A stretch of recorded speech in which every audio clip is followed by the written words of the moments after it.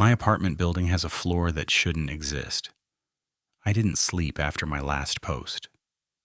Some of you suggested I call the police. Others told me to move out immediately. A few people thought I was making the whole thing up. Honestly, I wish I was. For those who didn't read part 1, here's the short version.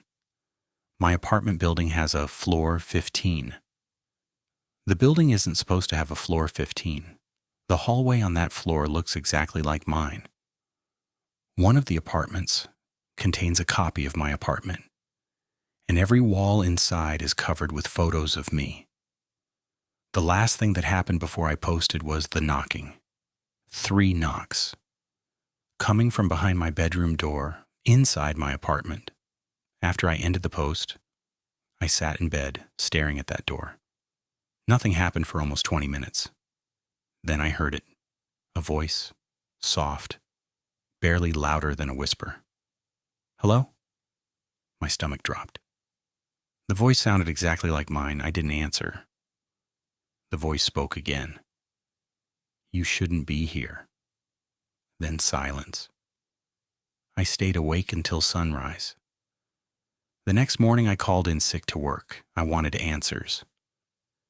The first thing I did was talk to my neighbors. Apartment 1406 was empty.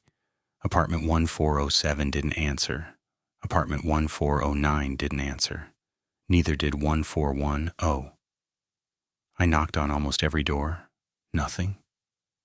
It was strange because I knew people lived there. I'd seen them before, heard them, passed them in the hall. Now it felt like the entire floor had vanished overnight. Around noon, I finally found someone. The elderly woman from the lobby, the one who got nervous when I mentioned floor 15.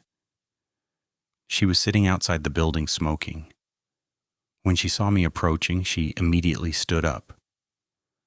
Don't use the east elevator anymore, she said. I hadn't even spoken yet. I asked her why. She looked around to make sure nobody was listening. Then she told me something that still doesn't make sense.